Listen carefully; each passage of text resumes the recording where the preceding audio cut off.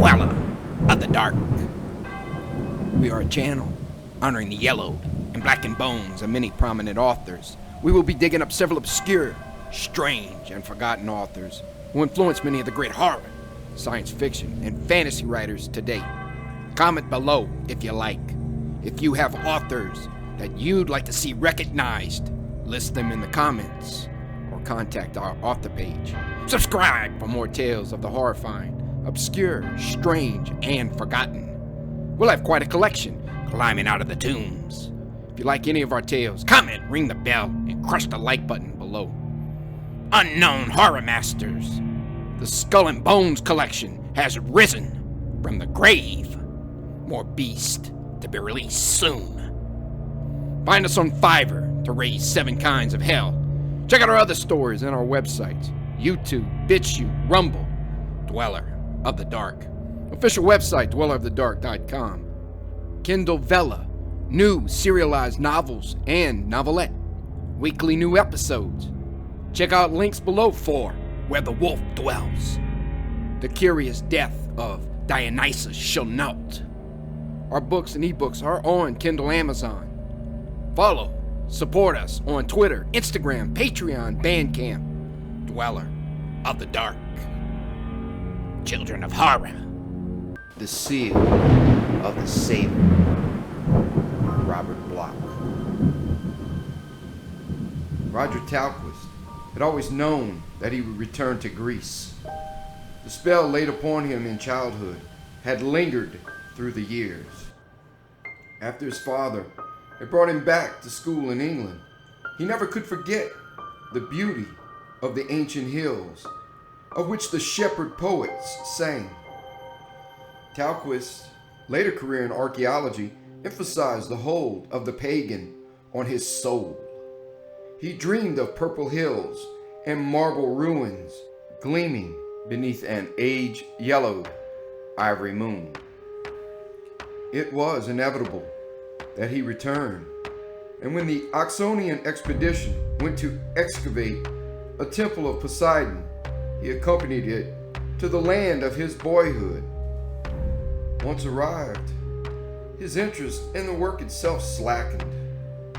He did his routine duties diffidently and spent all of his free time wandering through the wild country beyond the seaport of Milenos.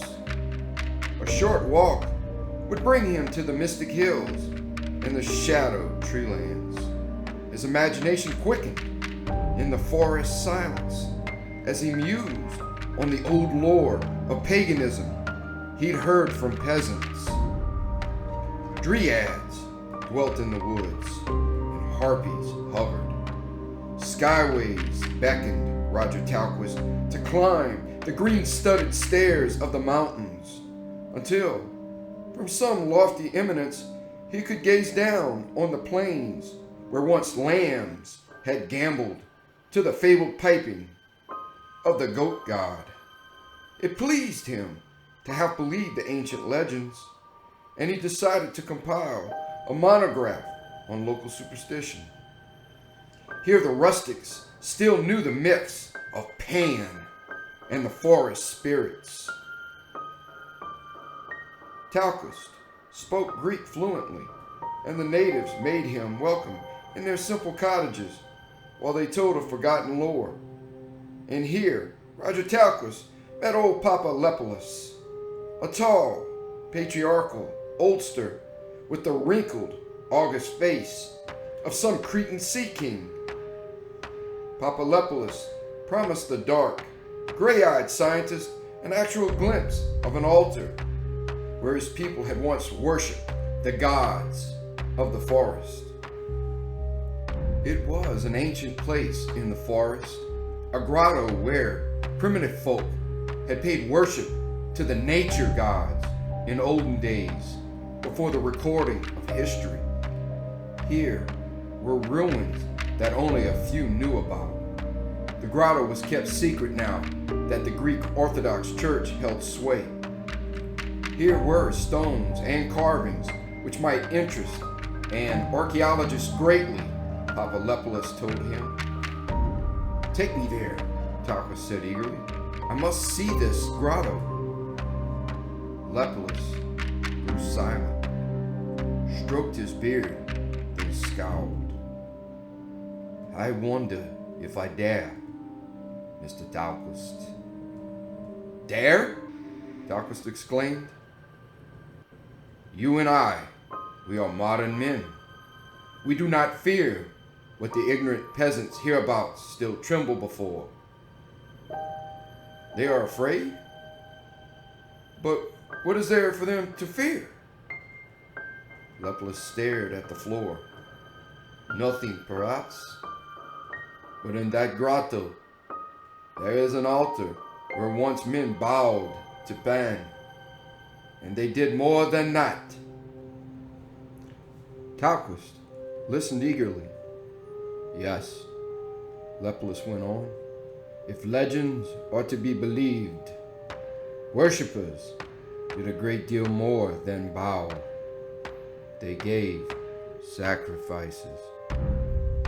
You mean animals? No, Mr. Talquist. I do not mean animals.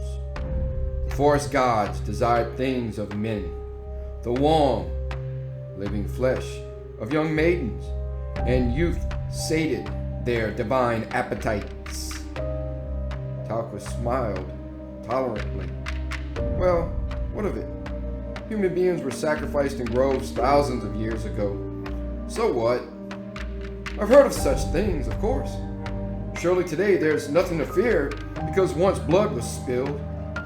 But you do not understand, my friend. Do you know why there were such sacrifices? What the ancients believed? No, Talquist admitted. The old man whispered through his beard. They said that the gods appeared in human form at certain times, and at other times in the shapes of beasts. Shepherds and wandering maidens met the old nature gods on lonely hills. And later, there were satyrs and fauns, half beast, half human. Oh, I know of such myths, Lepus. Satyrs, centaurs, goat-headed men tumble all over themselves in Greek mythology. So what? These creatures had divine blood in them, Mr. Talquist, and as such, they did not die. Talquist's eyes widened. What? You mean that you're afraid the forest and the altar are, perhaps, guarded by fabled monsters? No, nothing as childish as that, the old man reproved. Talquist wondered whether he went sincere in his denial. And what bothers you, Lepus? Only this. When the ancients made sacrifice on the altar, they received gifts in return. Do you understand? They gave blood, and the gods gave gifts in exchange. Terrible gifts, Mr. Talquist. Talquist stared at the old man. What do you mean? I cannot say exactly. Worshippers wanted things from the gods. They wanted the immortality that fauns and satyrs and dryads received. So sometimes the gods would leave tokens and amulets. Those that wore them were supposed to be changed. Talquist was scornful. Are you trying to tell me that you believe such? No, not exactly, Papa Lepus replied slowly. Then take me to the altar, the young scientist insisted. The old man's eyes avoided Talquist's face. I do not show people the grotto, he mumbled. It is a secret in our family. Better not to know some things. I was a fool to suggest it. Talquist made a little pile of drachmas on the table. Lepus looked at the coins, shuffled his feet in silence. Then he smiled. I am an old man, Mr. Talquist, an old, tired man. It is hard for me to travel, but I will lead you to the altar in the forest, if you wish. Talquist smiled patiently. Tomorrow? Tomorrow. It was a strange pair that set out the next day through the woodland pathways. Tall, bearded Papalopoulos, in his ragged robes, led the trimly dressed Roger Talquist through the dense semi-twilight. As they walked along, the trees, shrubbery, and vines grew thicker and more tangled. The sun shone through in only a few spots.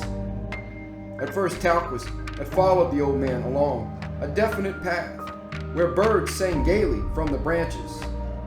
Now they plunged deeper into the greenish darkness between twisting trees, and there was no life here, only a palpitant stillness. The stillness was of the ancient past. This was the deep forest of an older Greece, undisturbed through 3,000 years. Here centaurs pranced and whinnied beside the dark streams, and dryads capered upon cloud-crowned hilltops to the sound of hidden lutes. So Talquist imagined. He thought musingly of the myths told him by the oldster.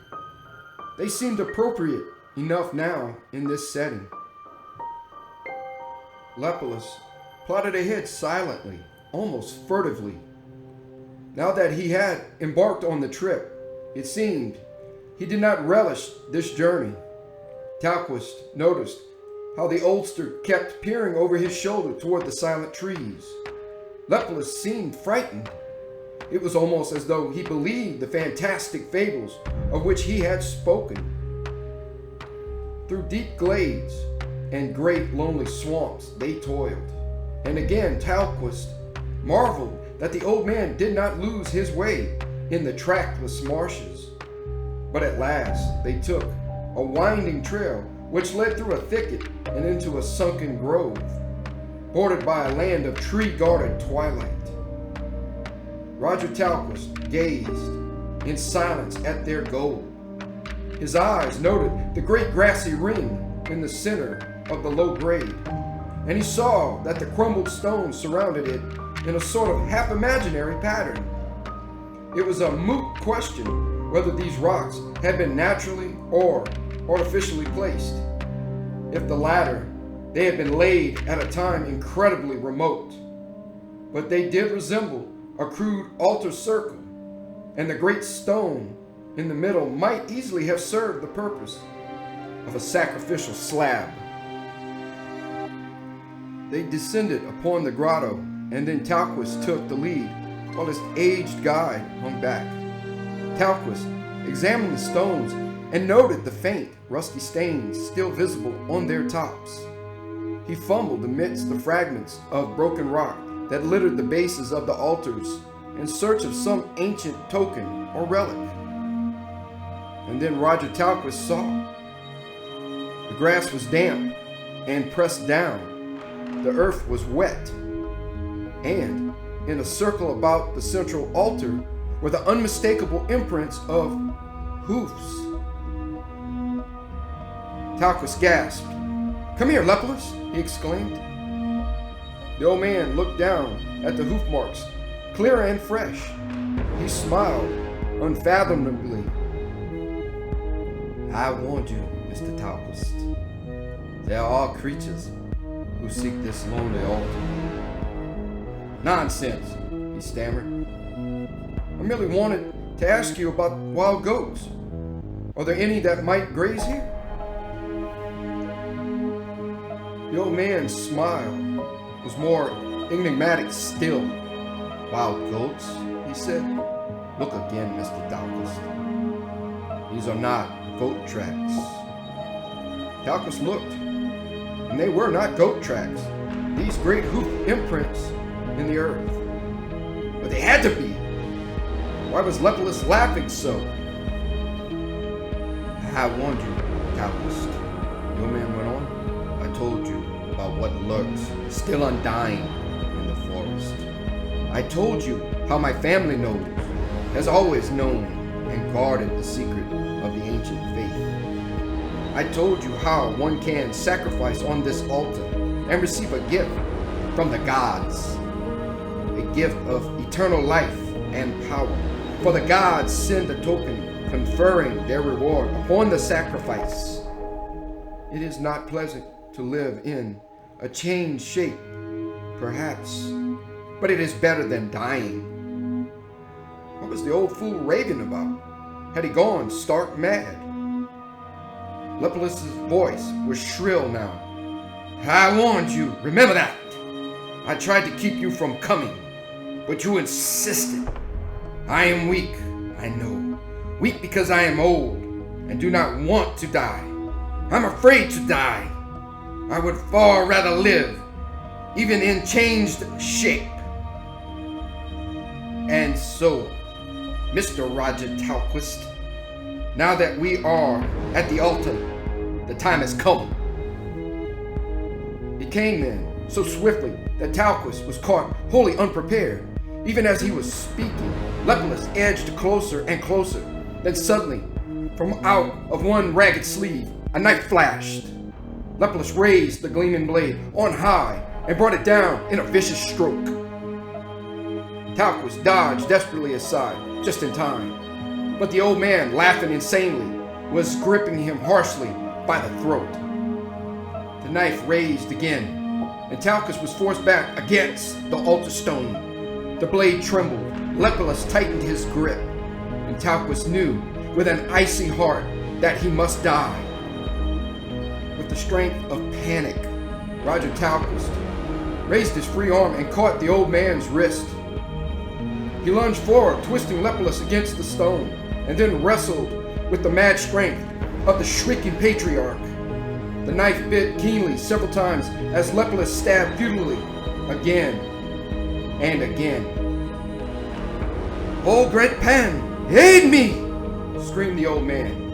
And then Talquist twisted the wiry wrist, just as the blade thrust downward, and it turned. The knife buried itself inches deep in Lepidus's wrinkled throat, and a red stream poured out over the altar top as the coughing ancient fell in racking death upon it. Talquist stepped back aghast. The hysteria of the last few moments had left him dazed. The earth seemed to spin around him madly. The stones moved, the darkness deepened, and in his wild fancy, Talquist heard the rumbling of thunder from beneath his feet. Then the shock was all over, and he stared mutely at the dead man on the altar. Lepidus had lured him here, believing in the myths he had himself revealed. He had tried to kill the young scientist on the altar, that he might receive the gift of eternal life, though in a changed shape, from the ancient gods. Lepidus had been mad. It was all a most unfortunate occurrence. Talquist turned. He must find his way out of the forest, and quickly. But what was this? In the shards at his feet, at the base of the altar, something glinted dully. Talquist stooped and picked it up. Funny. He hadn't noticed this when searching before. He held it against the light of the blood-red sunset. It was an octagonally cut medallion of greenish stone, so worn and polished as to hint of extreme age. The medallion was fastened on a linked chain of true gold and was evidently designed to be worn around the neck. All this Talquist observed in a fleeting moment, for his eyes and thoughts were directed now on the startling figure emblazoned on the face of the amulet.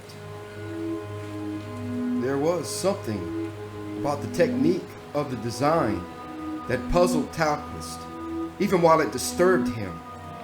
The lines did not seem as though executed by human thought. Each artist puts into his work something of himself, and what the designer had put into this figure was horribly alien. The goat seemed to be a symbol of another figure underneath.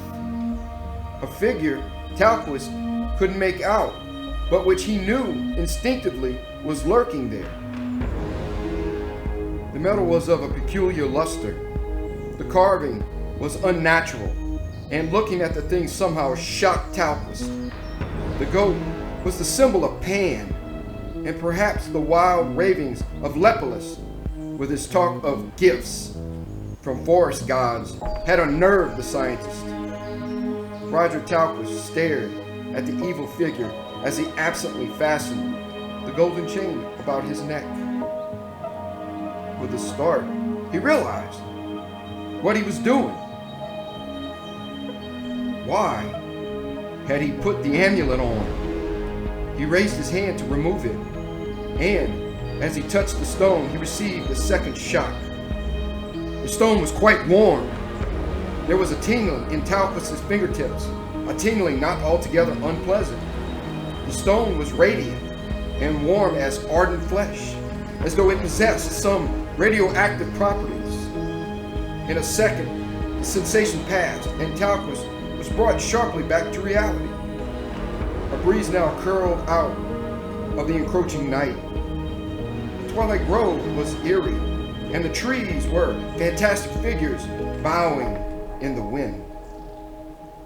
They stretched long green arms as though to bar the wanderer's path. For a moment, Talquist had the absurd notion that these trees would conspire to keep him in the forest. He looked again at the dead man on the altar, then glanced down at the horrible, unexplained tracks at his feet, and shivered. He must get out of this grotto. Talquist started across the grove to the thicket. Halfway across, the last red rays of sunlight glinted on his chest, and he glanced down again to see the amulet moving in a slow arc. He touched it, and a painful shock stabbed his fingertips again. Once more he knew fear, because now he felt life pulsing in the stone. It was living animation he felt, the sensation of powerful forces running in waves through his hand and up the length of his arm. The contact somehow invigorated Talquist. He looked at the carved figure of the prancing goat that blazed up, and his eyes smarted and burned. The same eerie force tingling through his fingers now seemed to dance into his eyes and into the brain behind them. There was a force in the stone. Lepidus, with his wild talk of a change in the men who found the gifts of the old gods. Lord, could the fool have been speaking the truth? After all, Lepidus had been killed, though not intentionally, on that altar like a sacrifice. Whereas the old man had meant to sacrifice Talquist and receive in reward the grant of immortality, though he would be changed in some indefinable way by the divine blood of satyrs. But Lepidus had died, and then Talquist had found this peculiar talisman. Odd that he hadn't seen it before when he searched. Had it been sent after the sacrifice? That thunder from below his feet. Oh, that was absurd. There were no forest gods in this 20th century. Hoofprints in the grass. Talquist tried to think of something else. Paradoxically enough, that was simple. His own body. Why was he suddenly feeling so strange? He had a sudden impulse to tear the amulet from his throat, and his fingers instinctively tightened about it. There came a rapid acceleration of that flowing force within him, so that his arms seemed numb, as though from an electric shock. What was this terrible thing doing to him? Changing him? God. His body did ache. His arms and legs burned. There were sharp twinges in his thighs as he stumbled on, the kind of stabbing throb which in childhood had been spoken of as growing pains. Growing pains? In a sort of panic, Talquist tried desperately to be sane. It was rheumatism. That's what it was. He had caught a chill in the damp and dew of the woods. His legs hurt from walking in tight boots. He loosened his shirt as he walked across the glade, untied the lacings then, stopping to remove his boots. He seemed feverish. His head felt constricted, yet through the dull throbbing ran a thin red thread of exultation. He was terrified, yet strangely joyous. Fever?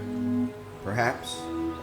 His body, despite the pain, no longer seemed a part of him. He stroked his brow, and he scarcely recognized the convolutions. Feeling the stubble on his cheeks, he wondered if he had remembered to shave that morning. His hands were bronzed, and his fingers still tingled from the shock of the amulet. He ought not to go on. He must rest. Shirtless, barefooted, Talquist flung himself down in the shadow of a bush at the edge of the glade. The last flicker of sunset crossed his chest. His eyes focused again on the burning green brightness of the amulet, and as he stared, his whole being turned to liquid flame. He felt oddly tortured, racked. His muscles stretched, tautened, and nerves ached with an exquisite pain that was almost animal ecstasy. He could not move his eyes or raise his hand to drop the talisman and claw off the burning band of gold about his throat. Yet his brain was enthralled by a tormented bliss, though another part of his consciousness shrieked, hypnotism, magnetism, madness. But his being continued to writhe in bondage to the living stone. Abruptly came the release. Dusk flooded the grove, and its purple pallor mingled oddly with the green lambency of the flaming amulet on Talquist's chest. Roger Talquist rubbed his eyes. Why was he lying here on the grass? What had he been doing? He felt no pain now, only a hot surging of blood through quickened veins. He could feel the shrill singing at his temples. Why had he wanted to run away? Why had he feared the power of the amulet? It was pleasant here in the forest at night, and the tingling in the talisman now was flowing through his body evenly in invigorating waves.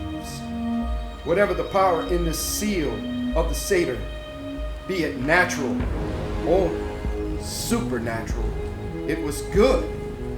He had been a fool to dwell on such obscure fears. Talquist rose to his feet, hardly conscious of his nakedness, and faced the edge of the grotto once again. Through the haze of dusk, he saw the standing stones shining whitely. The grass seemed greener and more lush about the bases. There seemed to be new life here. The rocks appeared larger and more numerous than in the afternoon. He soon realized that they were arranged in a circle so as to form a crude pattern. Talquist wanted to step over and examine them, but something halted him in the shadow of the bushes. From afar came the sound of conches. Into the glade marched a small procession of bearded men robed in white. There were perhaps a dozen of them, and Talquist vaguely recognized faces from the village. Then there was still worship here. The priest, if priests they were, gathered around the central altar, and Talquist saw that they discovered the body of Lepus with great surprise. They stood there, huddled and whispering in the twilight. He told us that the young foreigner would be ready, whispered one loudly enough for Talquist to overhear. Something has gone amiss. Let us go quickly before they assemble. Yes, they will come for the body. We will leave the incense burning here, but the talisman is already gone. Hasten, I am afraid. The men produced small bundles of sticks which they lighted on the 8 outer stones. Great clouds of perfumed smoke wafted to wooded skies. It was a scene from old Greece, the ancient Greece of mystic forest gods. The body of Lepidus lay on the central altar, and the pungent smoke rose all about him. The old men hurried off then, whispering and casting veiled glances back into the glade. Talquist crouched watching, his breathing excited and irregular. For a long moment, there was utter silence. Then began a curious rustling, a slithering of leaves upon the trees, and a purposeful padding as of hoofs upon the grass. The sun had died in fathomless crimson skies, and the moon rose from the pallid purple of the east. It shone down upon the grotto as the rustling noises increased. A silver moon shaft sped across the central altar, and as it did so, a faint, shrill peeping filled the air. Hysterically high, the treble notes sounded from far away, the peeping summons of a syrinx. The peeping blended with rustling. The spicy perfume from the fire scented the forest dark. And now other sounds were audible, queer moanings and high neighing, chirping and animal growls. Another scent, or combination of scents, mingled with the perfume. The musk-like odors of beasts and creatures of the wood. Talquist stared and saw and nearly shrieked.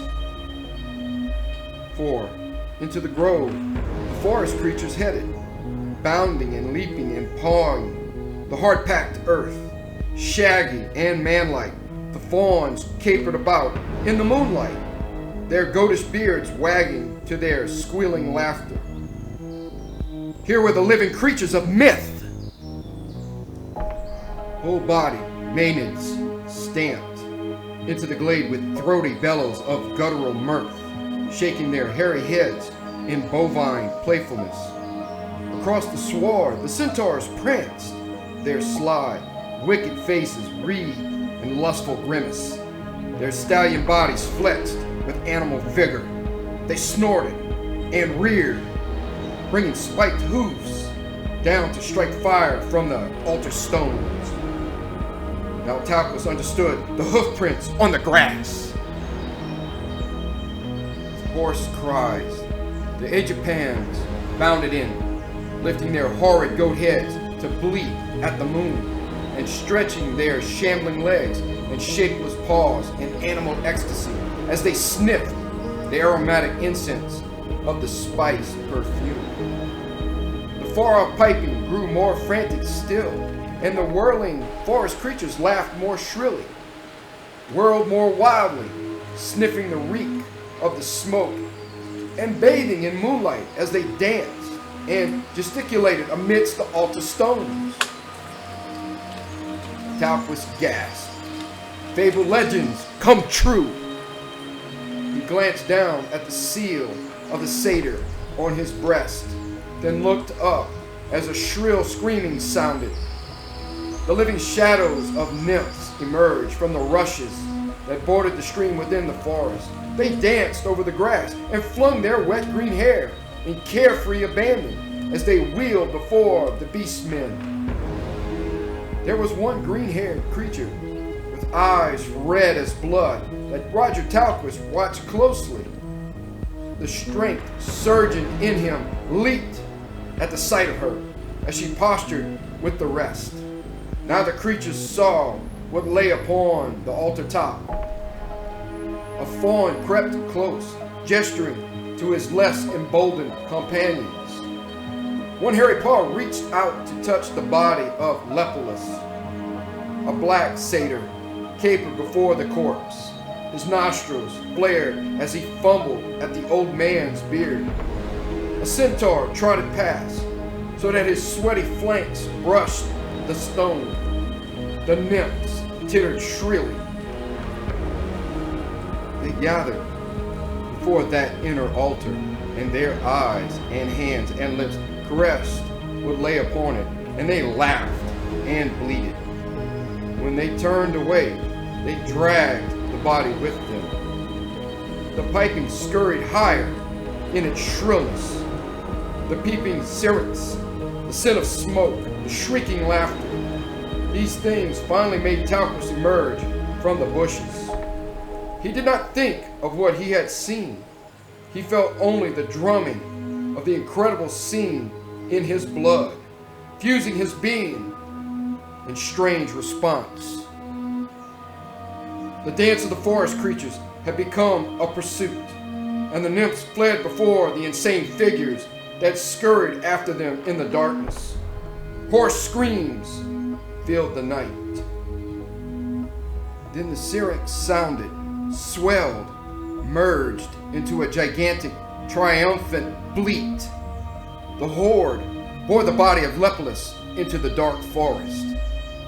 Talquist, his blood sweet fire, raced after the others about the altar. It was a strange madness that possessed him, that gave him a sense of curious kinship with these beings of the past. They shrieked when they saw him and pointed to the glowing green amulet on his chest, but he did not hear. His eyes were searching for a figure, the figure of the green-haired nymph with the red eyes. She saw him and turned with a mocking leer. Talquist hated the sight, but something inside him urged his body forward. He ran toward the taunting nymph. She fled in mimic dismay back into the dark groves, where now the distant piping died away. Talquist ran through the forest, following the fleet wood sprite that leaped ahead, the wet green hair blending with the leaves of the livid trees. His temples burned. He gasped for breath, and his being was filled with a nameless strength. He loped after the fleeing figure, maddened by her taunting laughter that drifted back through the nighted pathways. Soon he emerged upon the bank of a little stream where now the nymphs and the nereids had returned. The fleet little creatures splashed noisily through the reeds and sank into the pool, diving beneath the rushes. None of them re-emerged. Roger Talquist, fired by his madness, leaped after the taunting figure of the nymph he pursued, and the amulet jangled against his chest on its chain. She turned suddenly on the bank and grinned up at him with slyly parted lips and tossed her snake-locked hair. Her moist, flabby hands pawed at Talquist's arms. Her red eyes were not human, and gazing into them, Talquist abruptly lost his madness and tried to push the creature away. She stepped back on the bank. Noticing the amulet on the chain, she reached for it. Talquist pushed her away again. Sniggering, the nymph reached out, a cold hand to grasp at him for support. Instead, her fingers closed about the chain. She stepped back further, clutching the green seal, and lost her balance. With a wrench, the links parted, and the nymph fell screaming into the water. The amulet in her hand described a jeweled arc, then slipped beneath the churning surface of the stream and sank. Nymph and seal of the satyr disappeared together in the pool.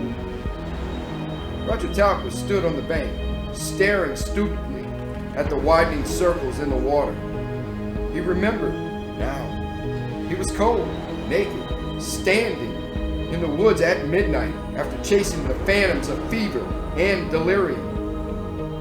There had been no sacrifice, no nymphs or satyrs. It had all been a dream, a delusion brought on by the peculiar hypnotic power of the amulet he had stared at when he lay down. It was gone now, that strange talisman. He had probably flung it into the water himself in a final frenzy. Well, good riddance to the cursed stone. Old Lepus had been right, in a way. The seal of the satyr, whether a gift of the ancient gods or not, did change a person. Wearing it, Talquist had not been himself. He had become some kind of beast. His mind had undergone a peculiar change which made him feel kinship with the wild creatures of elder myth. Lepus had said that such things still existed in the forest and came forth after a sacrifice. And indeed, these things had come to pass. Poor Lepus! He had believed it all, and he wanted the amulet because he thought it would make him a forest creature that could live forever.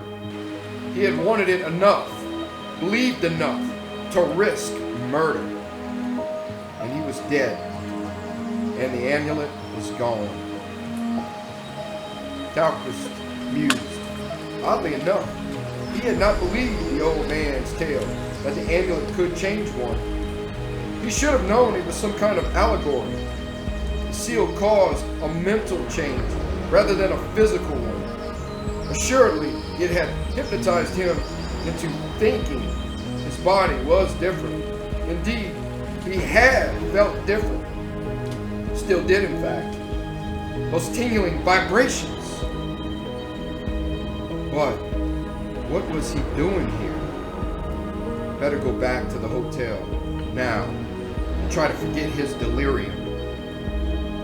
Talquist gave a final glance at the waters of the pool into which the amulet had been thrown. The waters were calm now, and there was a glassy reflection in the clear moonlight. Talquist saw his own reflection in the moon-flooded depths, saw himself in nature's silvery mirror. Head, forehead, face, throat, arms, body, legs. He saw them all. And then he understood the real truth of Lepus's incredible story of gifts from the gods that would change a man. He did not look long.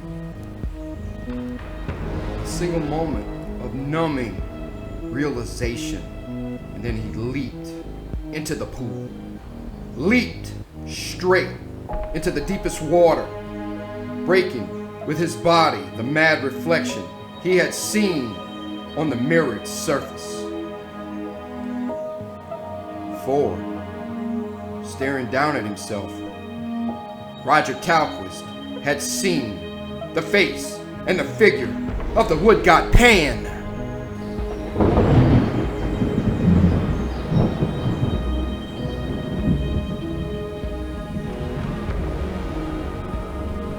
Thank you for listening. Have a great night.